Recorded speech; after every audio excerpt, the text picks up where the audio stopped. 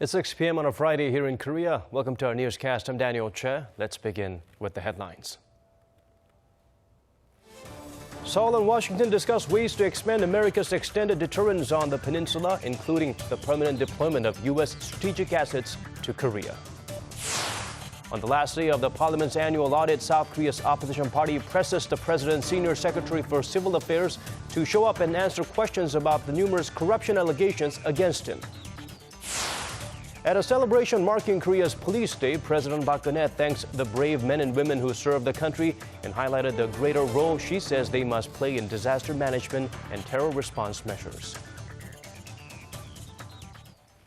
Seoul and Washington will look into additional ways to strengthen deterrence measures against North Korea's missile and nuclear threats. Also discussed at the security talks the possibility of deploying U.S. strategic military assets permanently on a rotational basis in South Korea.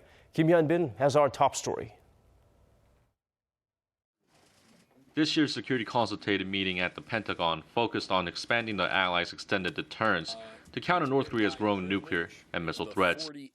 Sitting down with South Korea's Defense Minister Han Min-koo, U.S. Secretary of Defense Ashton Carter said the U.S. will use the full spectrum of its defense capabilities to defend South Korea.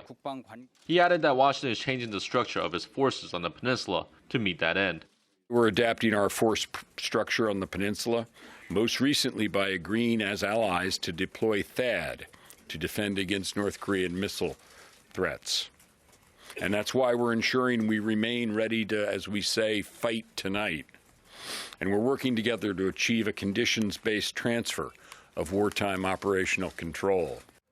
Mr. Han said the upgraded U.S. commitment offered by Secretary Carter will ensure South Korea can defeat any attack, including a potential nuclear attack by North Korea.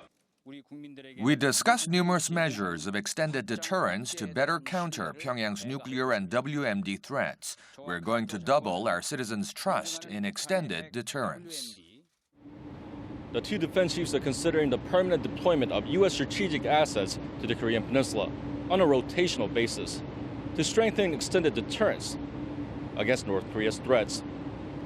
Kim Hyun-bin, Arirang News, Washington, D.C. South Korea, the United States, and Japan will hold high-level trilateral talks in Tokyo next week with a focus on Pyongyang's provocations. According to Seoul's foreign ministry, the country's #2 diplomat Im Sung-nam and his U.S. and Japanese counterparts Antony Blinken and Shinsuke Sugiyama will get together next Thursday. The fifth round of vice minister-level talks follows their meeting in Hawaii back in July. The trio are expected to discuss ways to increase trilateral pressure on North Korea. Bilateral talks between Seoul and Washington, as well as Seoul and Tokyo, are also being arranged. Today was the final day of the National Assembly's month-long audit of government agencies. In the hot seat Friday were the Presidential Secretary's Office, the National Security Council, and the Presidential Security Service. However, the bulk of the session has been taken up by one issue, the no-show by President Park's Senior Secretary for Civil Affairs, Woo Byung-woo, who is under fire for alleged corruptions. For more, let's connect to our parliamentary correspondent, Park Ji-won. Ji-won? Good evening, Daniel. As you mentioned, today's audit of the top office has been mostly focused on whether the senior presidential secretary will show up at the assembly or not. For a couple of weeks, the opposition parties have been strongly demanding that Woo come to answer questions about his involvement in alleged corruption. And despite Woo's notification yesterday that he would not attend the session, lawmakers continue to pressure him to come all day long. Ruling Senate Party floor leader and the chair of the steering committee, Chung Jin-seok, also urged him to appear, but Woo informed the committee about an hour ago of his final wish to not appear in Parliament today. In response, opposition lawmakers are considering filing a complaint against Woo for violating parliamentary law. The president's aide has been mired in various allegations, including suspicious real estate deals involving his in-laws and special favors given to his son related to his military service. And instead of Woo, other key presidential officials, including the president's chief of staff, Lee Won-jong, and senior presidential secretary for policy coordination, An Jong-bum, are answering lawmakers' questions as of now. And I will bring you more updates in our later newscast. Back to you, Daniel. All right, thank you for being out there for us, Chiwon. Moving on, this is the day of the year when Koreans ensure the hard work and sacrifices of the nation's police force don't go unnoticed. President Park Geun-hye expressed deep appreciation for their efforts, while also calling on them to take a greater role in disaster management and terror response measures. Song Ji-sun has more. At a ceremony marking Korea's 71st Police Day, President Park Geun-hye said that law and order are the pillars of a fair and just society and a necessity for overcoming the current crisis on the security and economic fronts.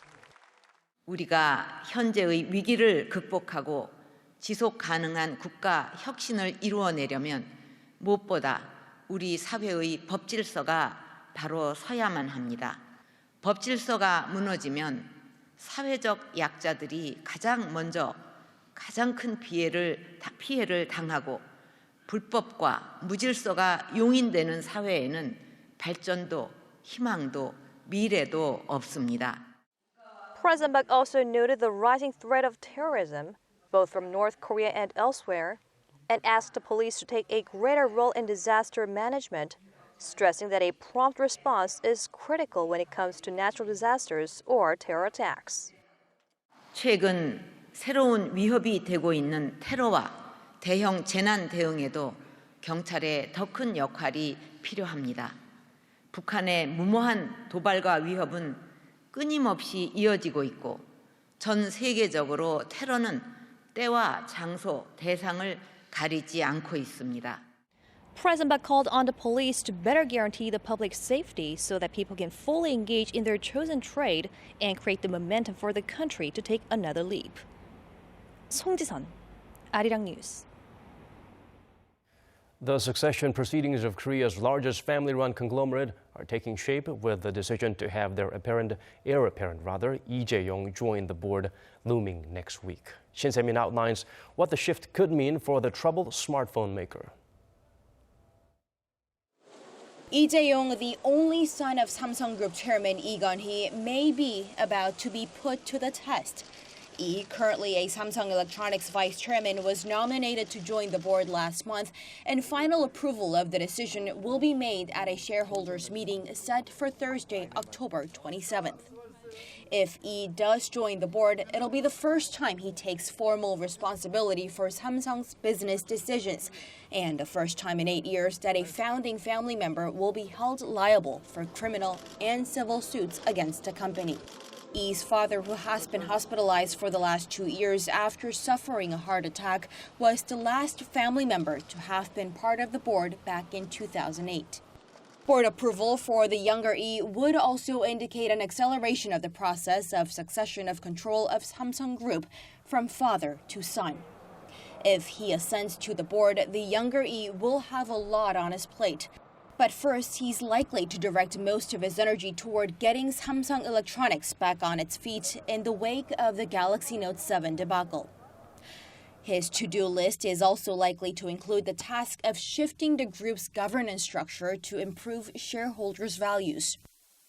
On top of that, he'll have to contend with activist U.S. hedge fund Elliott Management's call for Samsung Electronics to split into 2 publicly listed firms, a holding company and an operating company, and suggested that the conglomerate also pay special dividend worth $27 billion to fix the company's excessive and inefficient capital structure. Lee is not expected to attend the shareholders meeting next week, but all eyes will be on his next move.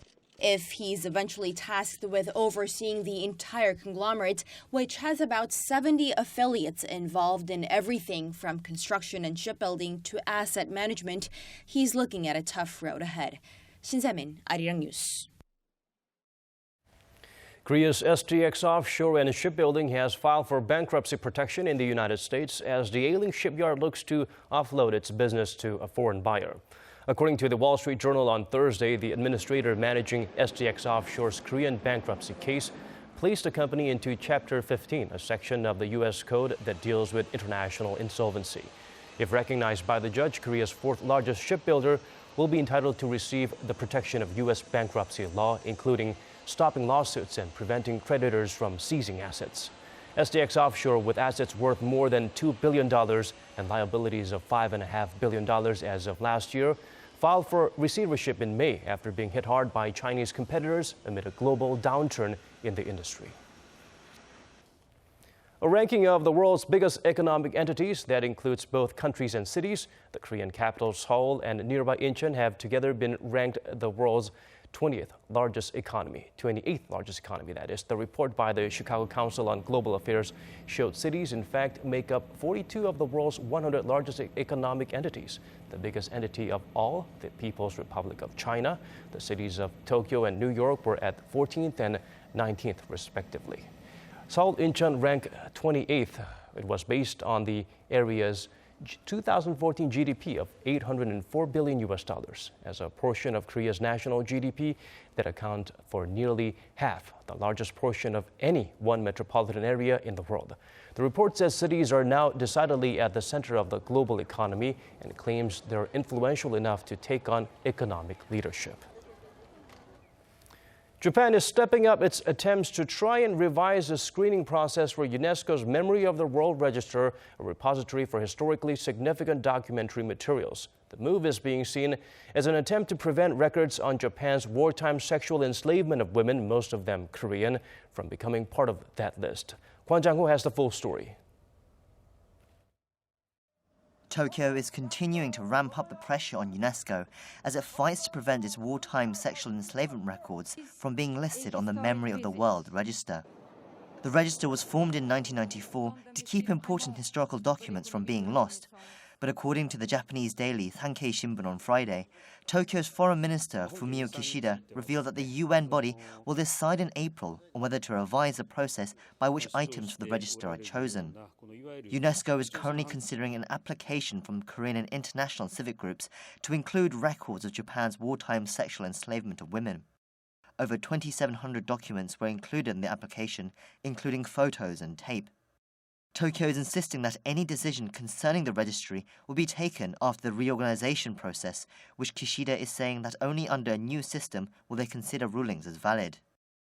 Until then, Japan is expected to put pressure on UNESCO by continuing to withhold its annual payment of $3.7 million, a decision taken after documents provided by China concerning the Nanjing massacre were listed against Tokyo's requests last year. At the time, Tokyo criticized the application process, saying it was not transparent enough and needed changing. Japan was the organization's highest-paying member after the US cut off payments in 2011 in protest against Palestine gaining UNESCO membership. But now, with Japan holding its dues as well, observers are concerned that Tokyo will try to hold the organization at ransom and for how long it will continue to do so. Kwon Jang-ho, Arirang News.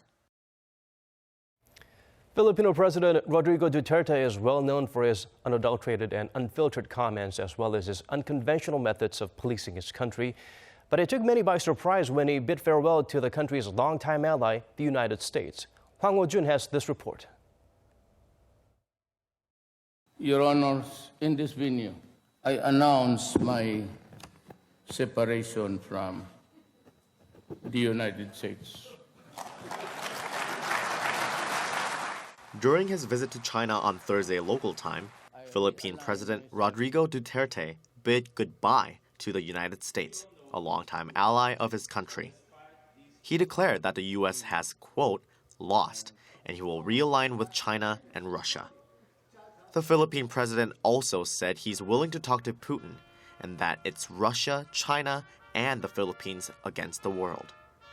Duterte is on a 4-day trip to China, where he hopes to build a new commercial alliance with the world's second biggest economy, apparently content to let relations with Manila's partner across the Pacific deteriorate.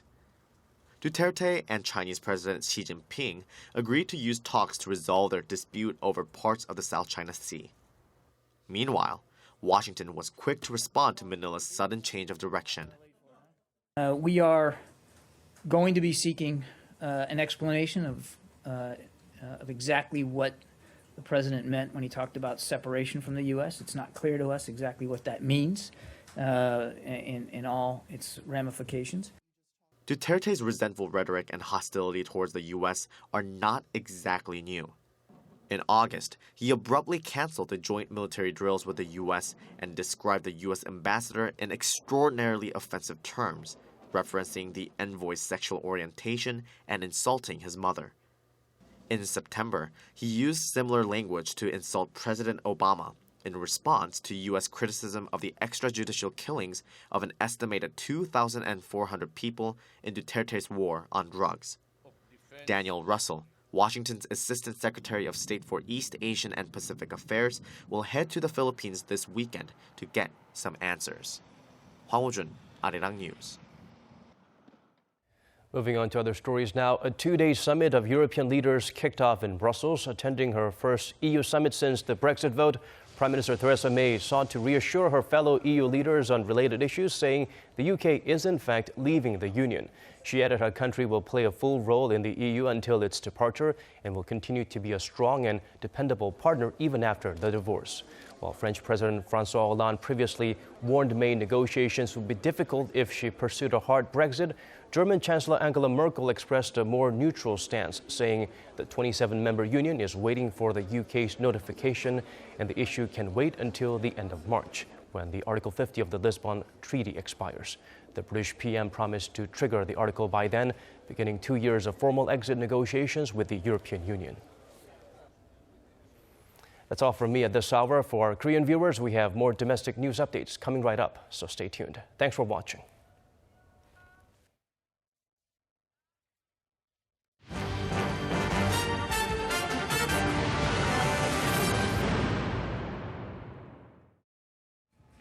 Thanks for staying with us. I'm Devin Whiting with more of your domestic news.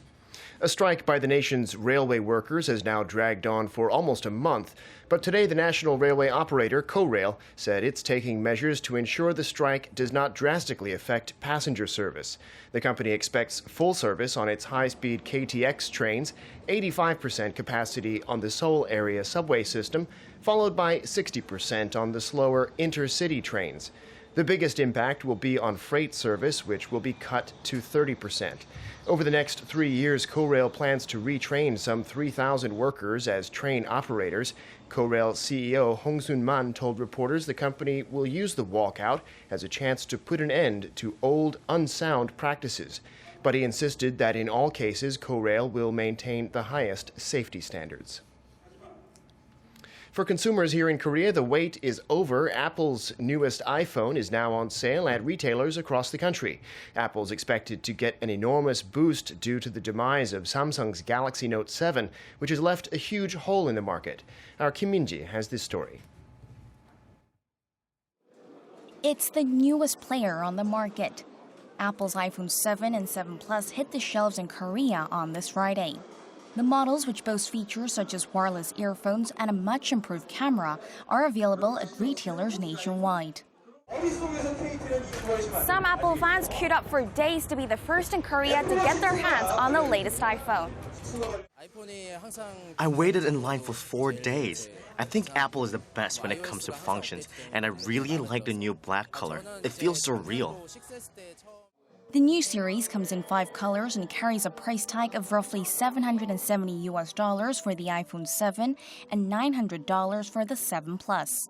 Reflecting the popularity of the new models, pre-orders were at more than double that of the iPhone 6 line. Because Apple releases a new major phone every 2 years, there's usually a lot of interest in the next series.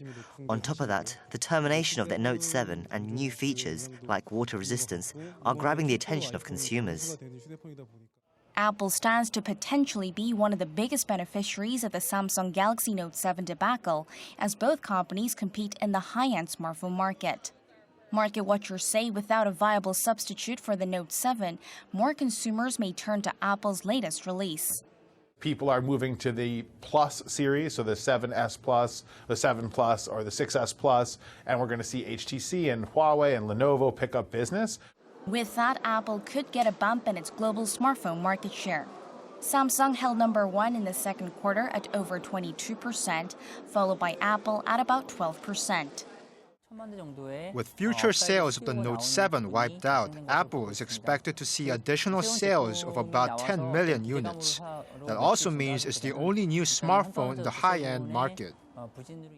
Down the line, while Samsung is expected to stay on top in terms of overall market share thanks to its budget lineup, analysts say Apple will likely take the lead in the high-end sector until Samsung's next release proves to be safe and comes with eye-catching features. Kim Min-ji, Arirang News. In recent decades, Koreans have increasingly put off marriage and starting families until they're older. New data shows that as of last year, in fact, 1 in 4 new mothers was over the age of 35. According to the National Health Insurance Service, since 2006, the average age of women giving birth has jumped by 1.9 years, from 30.3 to 32.2 years old. And last year, women giving birth at age 35 or older accounted for 27.6% of all births. That's more than twice the proportion seen a decade ago. The number of women becoming new moms over the age of 40 also more than doubled, from 1.2% to 3%.